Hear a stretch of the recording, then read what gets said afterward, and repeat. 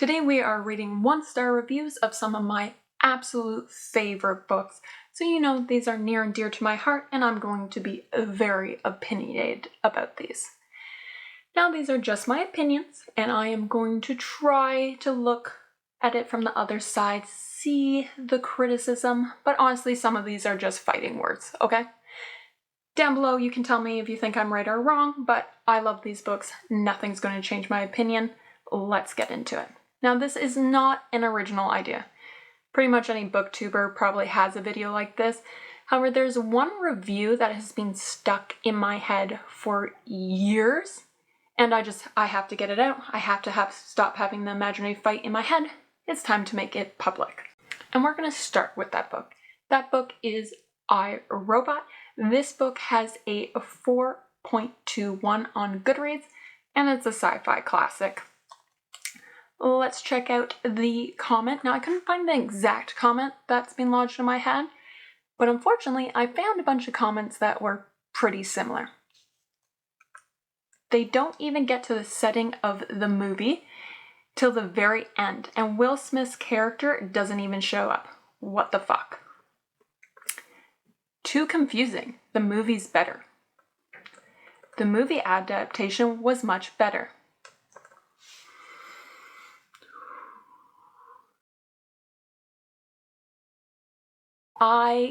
When I read this review like 2 years ago, I can't understand it, okay? I just can't. I guess a bunch of people actually liked the Will Smith movie, and then when they try to read the book, they're obviously very different. Basically, the Will Smith movie only loosely uses part of like a short story within the I, Robot book, and even then it's not very accurate to the book at all, and so obviously they were disappointed. I get that.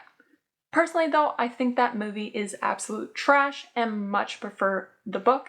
In fact, I want a new copy of my book because I have the ugliest cover. I hate this, and I don't know why they used the rights and made this movie.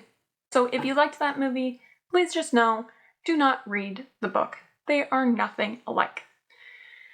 So I will never understand that criticism, but let's get into some other ones that maybe I might understand a little bit more. We have Boy Book, which, okay, kind of fair. It is like mostly a male characters and like robots. And I will say, like, I get the criticism of not having enough female characters, and he does describe the female character as too old too many times. I'll admit that. I know plot. This one made me laugh. And I will say, like, quite a few of the reviews, 1-star reviews, said it was boring, though I will argue that a lot of these 1-star reviews are coming from people that were forced to read this in school.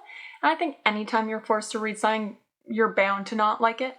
Like, I, unpopular opinion, hate Frankenstein. But I think it's only because I read it in school, because now everyone says it's the greatest sci-fi, it's the greatest gothic, and those are two things I love.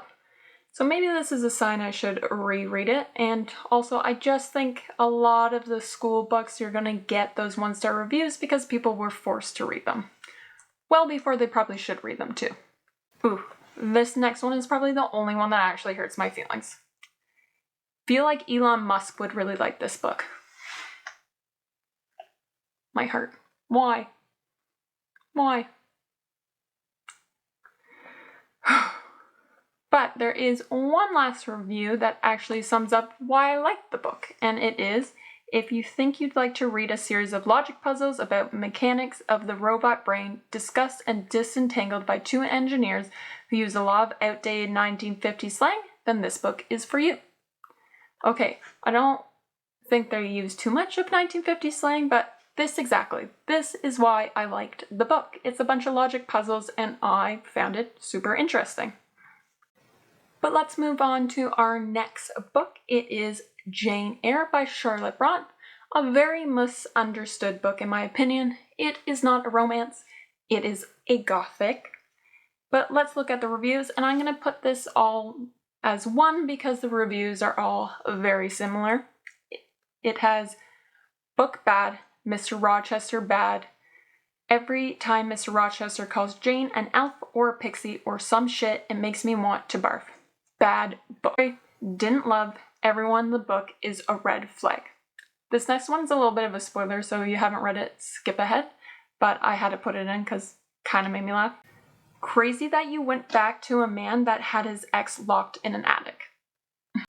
Now, I saw these reviews coming. There's a lot of Mr. Rochester hate out there. And if you're viewing this book from a romantic lens, then I completely understand why. However, I like Mr. Rochester. I think he's an interesting character. His mystery and the chaos around him kind of makes this whole book. So without him, this is a pretty boring book. Also, personally, I hated Perfect St. John a lot more. Like, give me Morley Gray over Super Pious any day.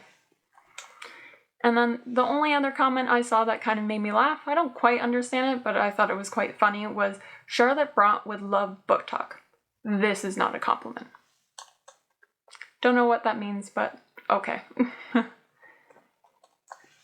Then we have The Road by Cormac McCarthy, which has a 4-star rating. If I was in a post-apocalyptic world and this was the only book that remained untouched by the tempests of fire and brimstone, I would still never reread this again. Okay, well, honestly, use it as kindling. That would be much better, but like, why? Why did this book hurt you so much? What didn't you like about it? Depressing, boring, pretentious. Purportedly deals with big questions, but my biggest question after reading it is why did the apocalypse kill off so many of the world's apostrophes? Okay, disagree with the boring, but yes, if you are an English teacher or a lover of grammar in general, do not read this book. This is going to annoy the shit out of you.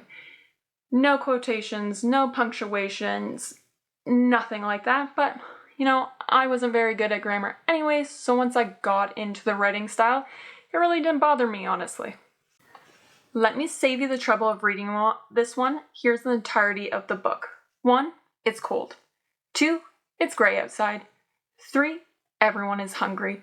4, they walk, and walk some more. 5, go back to number 1. Okay. Fair, but it lacks the nuance and it lacks that character relationship development. If you don't like the word gray, though, do not read this book. Again, if you like grammar, if you hate the word gray, it's not going to be for you. If we did like a drinking game where you had to take a shot every time the word gray or bleak was in this book, you'd be trashed by page 5. But this is not a story about world building. This is a character development story versus a plot-driven story. I hate this stupid book. It's boring, repetitive, misogynistic, and very obviously geared to men that learned about empathy when they were 30 and acted like they made a grand philosophical discovery.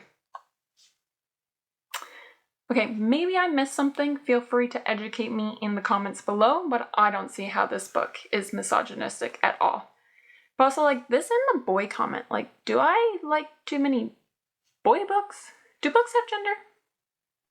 I'm gonna have to think about that. This next book actually doesn't have many bad reviews at all. It's Septology by John Foss. It won a Nobel Peace Prize, and it has only 39 one-star reviews, but this one made me laugh, so I'm putting it in here anyways, and it is Norwegian Rain Man Rants for 700 pages. That still sounds good to me. Now, our last book, because honestly, I couldn't do this for all top 10 books. It would hurt my heart too much. We have Salem's Lot by Stephen King, which has a 4.10 rating. Now, caveat, I read this one as a teenager and I haven't reread it, so I actually don't know if this stands up to time, but it's an all-time favorite book, and for nostalgic reasons, I don't think it ever won't be. It's like The Haunting of Hill House and Dracula had a baby they were both a little embarrassed about. No comment. That's just funny. Can't even hate it. Your opinion. I'm not going to read this all, I'll just read the parts that I liked. Came here for vampires, what I got was a census. The pacing, a literal snail would file a restraining order for slander if I said it was a snail pace. I swear I age reading this. Read Salem's Lot if you like a small town drama, endless character intros, and playing Where's Waldo, but Waldo is a vampire and only appears in Act 3. Otherwise, watch Blade and call it a day. Well, I think read the book and watch Blade. Personally, I think both are fantastic, but I get it. Like, King books really can go on and on and on, and he likes to introduce you to, like, the whole town. Some writing like that really annoys me, but for some reason, I just really like Stephen King's writing, so it really works for me.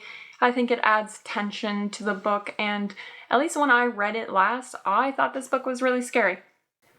But those are all the books that I can do for right now. I don't think my heart could take any more. The Elon Musk one is now going to be stuck in my head. That one hurts.